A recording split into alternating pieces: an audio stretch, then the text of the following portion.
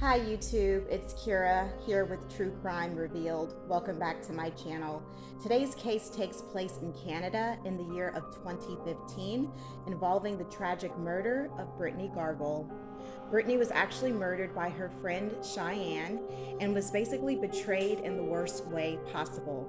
The case involves deception and betrayal, and the two friends were seen in a last selfie before going out for a night on the town, and Brittney ultimately being murdered by her supposed friend Cheyenne.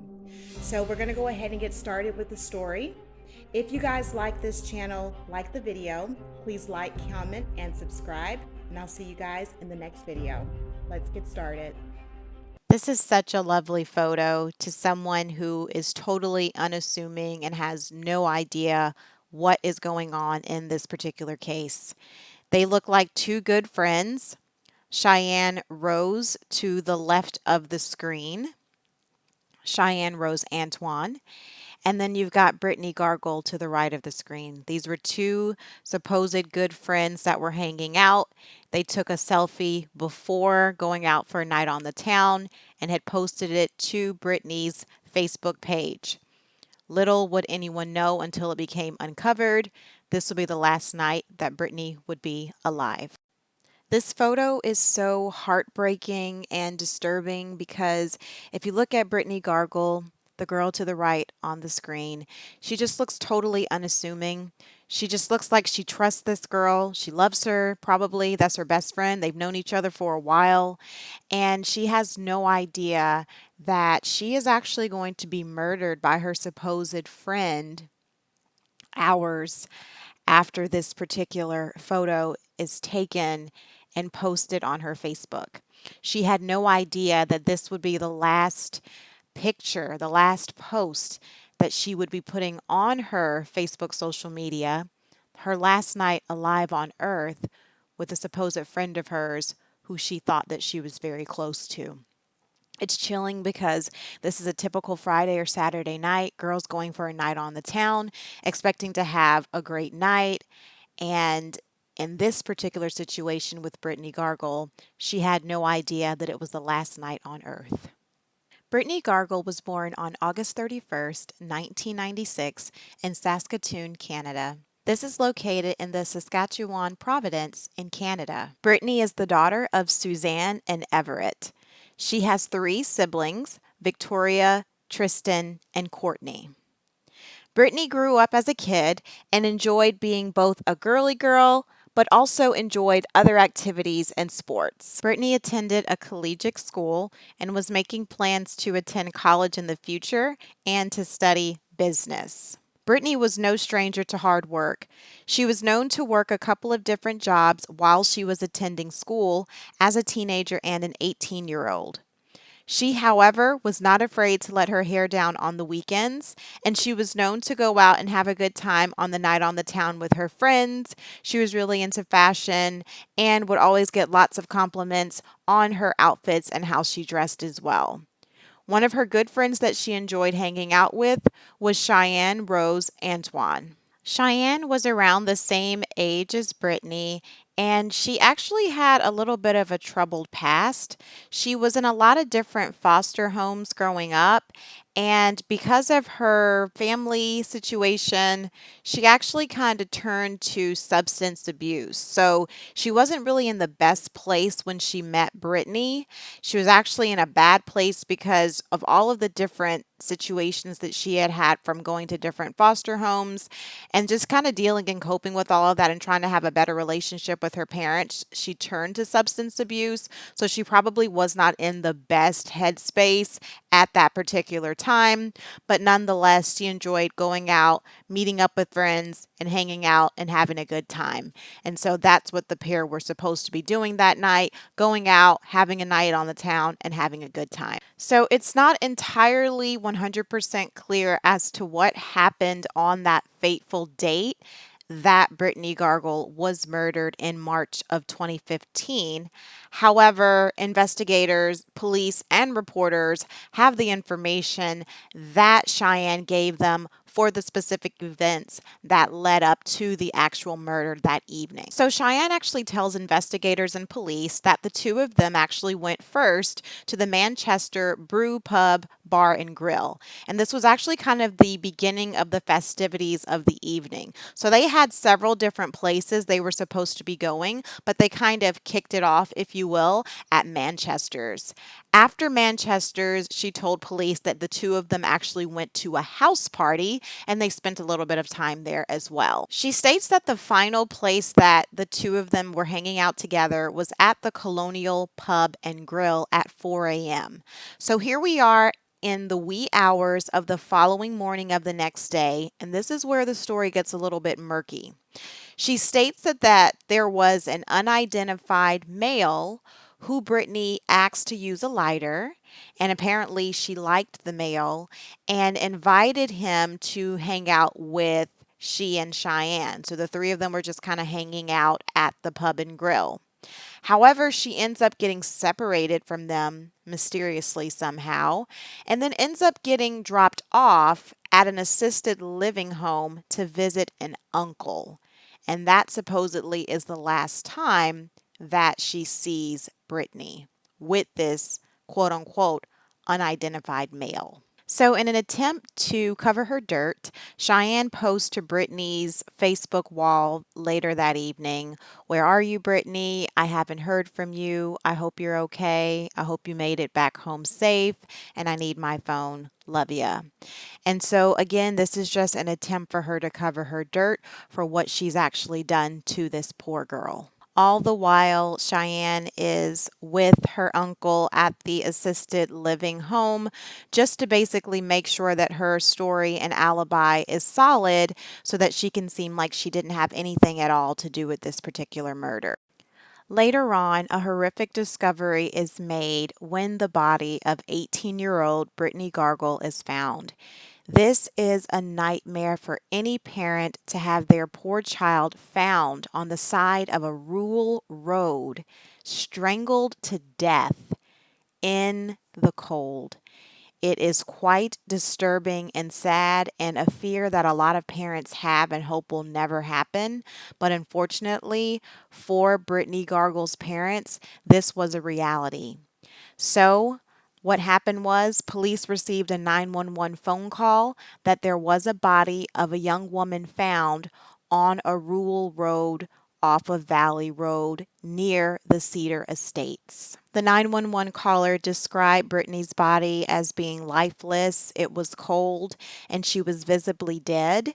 She actually was not wearing any shoes and was lying on her back.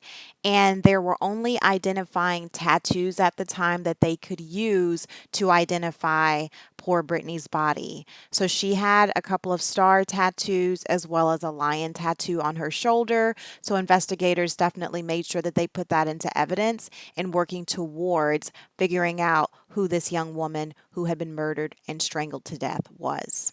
So, what we basically have on our hands at this time, because Brittney is labeled as an unidentified female victim, is essentially a Jane Doe case because we don't know who she is. All we've got are these identifying tattoos that they're going to release to the public, and they're still trying to figure out approximate time of death and when she was basically placed there. But all they really have to go off of is witnesses' testimonies and just kind of really what they've gathered from the scene. So, they basically figure that she was probably placed there anywhere from about 5:20 to 5:40 a.m. And so Cheyenne is basically cooking up her story at the Lighthouse Senior Assisted Living Home and has one of the workers call the police to basically justify that Cheyenne was actually there with her uncle at the time to again corroborate with her story to make it seem like she has absolutely nothing to do with the poor murder of Brittney. Now, despite Cheyenne's efforts to cook up this story and do a grand performance of how she's just the loving and kind niece who's so concerned about her uncle and wanted to make sure that she saw him in the wee hours, there is one piece of glaring evidence at the scene, as you can see pictured on the screen: a belt. A belt that police quickly realize was actually used to strangle Brittney Gargol. And so this is mounting evidence that they are actually going to be able to use in actually solving this particular murder case. So this on my screen is the actual murder weapon, the actual belt that Cheyenne was actually wearing the night of the murder in the picture. Yes, you heard me. She's actually wearing this in the picture, and this is how investigators are actually able to use Facebook to actually solve the case. So that same belt that you see that she's wearing on the screen in this picture, the last post that they put on Brittney's Facebook page, is the actual murder weapon that she left at the scene of the crime. Absolutely chilling. So, despite Cheyenne's efforts to look like she is just the perfect niece that was wanting to see her uncle the night of the murder, she basically has some holes in her story because investigators are starting to suspect that there's more to the story than what she is telling. Even though she got her uncle to vouch for her, even though she got the employee at the assisted living home to also agree with her for the story, things are starting to not add up.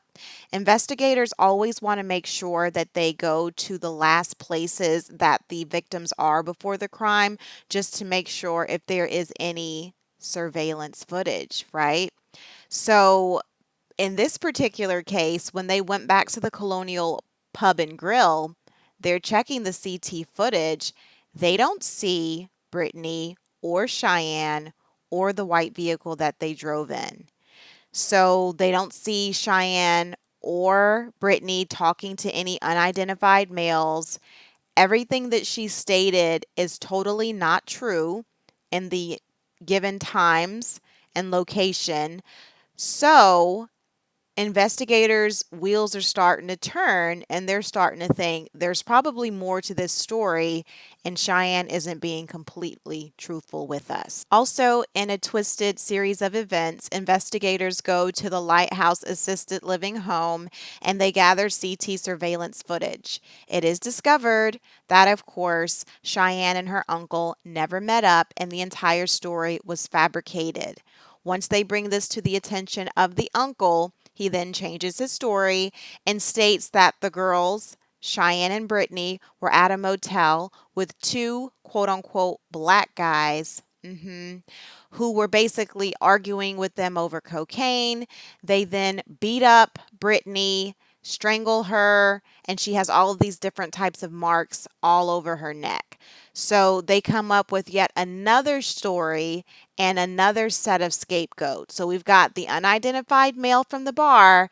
Now we've got the random two black guys that just happen to beat them up, but she gets away, of course, referring to Cheyenne. Her uncle goes on to say that these two men end up pointing guns at her, stating that if she does not help to cover up the murder, that she's going to basically be in trouble. So she basically has to go ahead and help cover up the murder. And then she went back and told her uncle what happened. So lots of different conflicting stories going on, all because she is deathly afraid of investigators finding out what really happened to Brittney and how she was really behind it the whole time. Now, because Cheyenne was involved in a few things that were less than good, because she was pretty troubled at this time, like we had discussed in the beginning of the video, police were actually able to bring her in on other charges that she was in trouble for at that time because there were quite a few of them.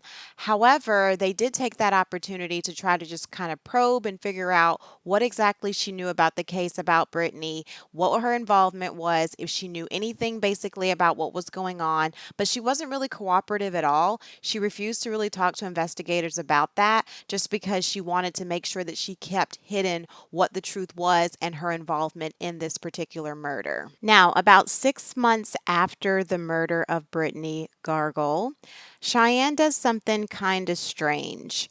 She actually goes and posts an actual comment leaving her condolences on the poor girl's page about her being murdered. So, this is another example of how a lot of killers will return to the scene of where the murder occurred, or like we did in Sins of My Daddy, how they'll act like they're actually looking for the killer or they're trying to help with the search efforts. Well, this is more of a social media, kind of a digital presence that she's making. 6 months has gone. It's still really weighing on her, but she wants to pretend like she has a concern, like she misses her friend, and that she has an interest in the family and offering her condolences. So, this is what she actually states on the picture. She actually comments on the actual picture that they took that night. This is how sick Cheyenne was. She says, "Ah, I miss you so much, Bert. Wish heaven had visiting hours so I could come see you. But I'm so glad you came and visited me in my dream last night." She goes on to say, "Woke up with tears in my eyes. I'm blessed to have met you and have you be a part of my life. Still can't believe those last 2 days were going to be the last 2 days I got to be able to hug you, talk to you, and laugh with you. I will cherish and hold all of our good memories we've had over the years since grade 9 until we meet again. Looking forward to that day I see you again. Say hello to my mommy up there for me. That dream felt so damn real, and you were all bubbly and happy like you always were. I love you so much, Brittany Jane, and miss you so much. You were way too young to go, gone but never forgotten. You were truly an angel on earth, but I guess God needed you up there. You'll always believed in me, and I will make you proud, my girl. Rest in paradise, my angel." So, this is actually what she writes 6 months after the murder, knowing that her family, her parents are grieving, knowing about her involvement, knowing that this poor girl died at her hands. She has nothing else better to do but have the audacity to pretend to leave a comment on the Facebook post offering her fake condolences. So, this was a major piece of evidence for the case that just kind of proved again that, she may have had some involvement, but it really wasn't enough. So there was another major tip that happened. There was actually a woman who went to the family of Brittney Gargol and had stated that the evening of the actual murder that had happened on March 25th of 2015, Cheyenne actually came to her house. She was very drunk, very disheveled, very upset. She stated that she and her friend had had a really bad argument and that she had beaten her up really badly, that she had choked her, different things like that, and that she was actually slumped up, just kind of sitting up in the car. Now, the woman was actually really scared and shook up about this. I mean, a lot of people would be. And she basically just told her, get out of here, get off of my property. Never really told the police, I guess, because she was so afraid about what happened. And in a sense, this kind of did contribute to the case just kind of being prolonged. And it took another 2 years for investigators and police to basically interview people, do their investigations for them to actually figure out what happened in this particular case. And guess what it goes back to? That same Facebook post that we were talking about with the photograph. So, yes, here is that same chilling photograph, that same chilling selfie that we talked about from the beginning. This is what ultimately seals the fate of Miss Cheyenne Rose Antoine and ultimately gets justice for Brittney Gargol. Well, at least the case being solved. We'll talk about what I mean by that later. So they noticed that in this selfie that there is a black belt that has a weaving type of material that is the same exact belt that was actually found at the scene of the murder. And investigators figured out that that belt actually had DNA of both Cheyenne and Brittney. And that really shouldn't have been the case because only Cheyenne was supposed to be wearing it that evening. So they were wondering, why would Brittney's DNA be on this as well? This, however, was not enough to nail Cheyenne in the case, but they were able to find that there was a lot of dirt and just kind of grass that was on the vehicle that they were driving that evening, which made it seem like they probably did drive near a rural area. near where, of course, Brittney's body was found. And then when they found her phone, there were a lot of photos on there of the two of them, of her wearing the belt. And basically, they also noticed that she had actually connected to Wi-Fi at McDonald's around 4:30 in the morning, and that of course was in the wee hours that the murder had happened as well.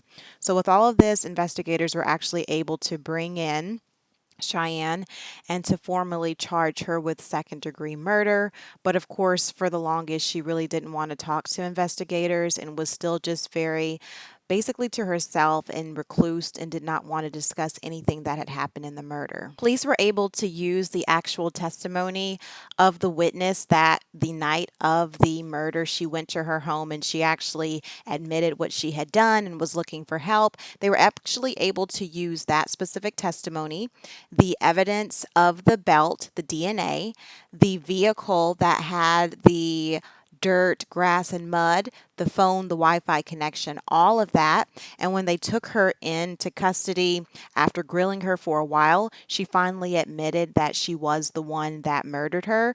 But then she also states that she doesn't remember exactly, what happened and if she in fact really did do it, but then she did admit to it to some degree as well. So it was still kind of foggy. It was like she was admitting it, but then she couldn't remember exactly, what had happened basically, and was still just kind of skirt around it. Cheyenne attributes the haze to not really being able to remember what specifically happened that night, stating that they were at a house party, she and Brittney, and that they were drinking, doing various drugs like marijuana, etc. And so, because it was so hazy, she couldn't remember the specific details as to the logistics of what had happened that evening, basically, but that she knew she had something to do with it, but not exactly what. She also admits that, yes, she somehow ended up at the McDonald's parking lot. And of course, she had to admit that because investigators already had proof that she had already connected to the Wi Fi. So she did basically own up to that portion of it as well. Cheyenne's defense attorneys tried to use the evidence from the past that she had a lot of trauma growing up, that she suffered from drug use, that she suffered from being in and out of foster families and not really having a supportive and strong, solid family base as the reasoning behind her having these specific mental blocks and gaps and not really being able to piece fully together what happened that particular night. Her defense team basically states that because she was so shook up by the situation, the alcohol intoxication, the drug intoxication, that it was plausible for her not to remember the event. And that was basically the justification that they had, that Cheyenne did in fact not really remember what had happened that night. Finally, 2 years after the murder, with all of their evidence, testimonies, and ultimately her confession in a twisted way, she actually pleads guilty and she's actually charged with manslaughter. Now, a lot of people, myself included, do not believe that this is the most justified sentence to honor Brittney. Of course, no sentence is going to ever bring a victim back, but Cheyenne was only given 7 years because they're stating that she didn't really intend to murder her and that it happened, I guess, in a flare up of an argument. And because of that, she could plead guilty to manslaughter. And that is why she only got 7 years for murdering Brittney. So I don't feel that the family is really justified and happy with the sentence. Again, no amount of time would bring Brittney back or erase what's happened, but I don't think that 7 years is really enough. She was actually told by the judge that she should actually try to help with Brittney's legacy and memory and actually work in different jail programs so that she can basically become a better person ultimately when she gets out. And again, she was charged when she was 21 years old. So that's pretty much what happened. Brittney leaves behind her family. She leaves behind her real, actual friends, her stepmother, her siblings. It's just a really heartbreaking case that this beautiful young woman who was about to start college, was about to study business, was very hardworking, was very kind, had to basically be snuffed and put out of this world just because of a stupid argument with a supposed good friend of hers who really wasn't a good friend at all in the end. So I just think it's a really sad story. Like I said, Cheyenne only got 7 years and was basically charged with manslaughter.